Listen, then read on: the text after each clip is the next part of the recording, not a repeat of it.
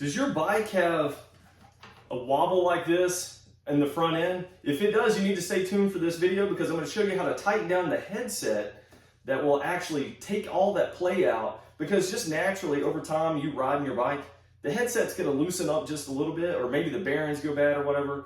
But we're going to tighten this up and I'm going to show you how to do that right now. It may be really hard to see, but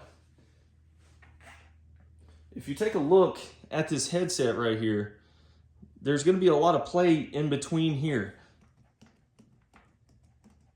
And you can kind of hear the fork moving back and forth in there. And that is because the cap up top is actually not tightened down that good. So just naturally, a lot of times this will actually loosen up just from you riding your bike. So we're going to go through and tighten this down. And I'm going to show you the proper steps of doing this, because there is a right and wrong way to do it. So the best way to check to see if you actually do have play and it's not just, you know, play in the brakes and things, is to grab your front brake, leave your rear brake just open, and shake it back and forth like that.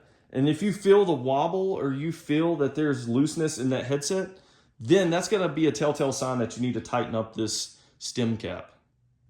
So the very first thing I'm going to do is go ahead and grab my little torque wrench.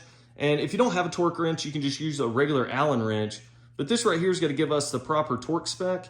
And we have our Allen head in there as well. We're going to be locating the stem cap up here because that is what we need to tighten down first. So it's going to make sure that all this is getting tightened up first before we actually tighten down the stem. Because you can tell this thing is loosened up big time. But we're going to loosen up the stem bolts, okay, to where it's completely loose. And then we're going to tighten down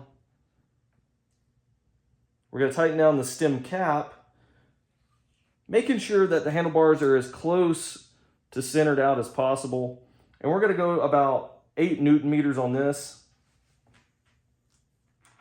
just to make sure we're not over tightening it. Okay, and what that's going to do is take all that play out. And you can see that took out virtually all the play. You don't want to tighten this down too much though. Like I said, this torque wrench is going to make sure that you don't do that. But if you were to tighten this down too much, you could really damage those cartridge bearings that are there in your headset. So you don't want to do that and mess something up. We're going to go through and make sure this is as centered as possible, because it can be kind of tricky getting this thing centered up, but we're going to get it pretty close. Okay, then I'm going to go through and tighten down the stem bolts. Okay, so I have one on each side, so I'm going to alternate tightening these. But if you have some that have bolts on both sides, you're just going to go ahead and tighten those down. So once again, I'm going to go to about 8 Newton meters on the torque spec with this. You don't want to go too tight with this because you could really run the risk of stripping out the stem, and then you're going to have to dish out more and more cash to get this thing fixed again. So you don't want to do that.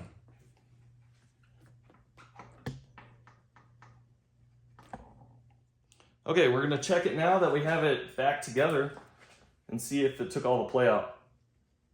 Listen to that. There is 0 play in there. The headset is tightened back up again. The stem is tight. And there's no play.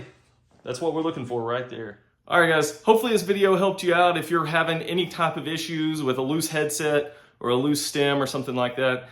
Because over time it does happen. So learning how to fix some of these things on your own is going to be very big, and it's going to help you out on the trail too. Because if this were to happen out on the trail, you can really fix it really easy if you have a little multi-tool on you. But learning how to do simple repairs like this is going to help you become a better bike rider overall, because you're going to be able to be prepared for these kind of things when things do arise like this on the trail. All right, guys, hopefully this helped you out. And if it did, please like and subscribe, and I'll see you guys in next videos.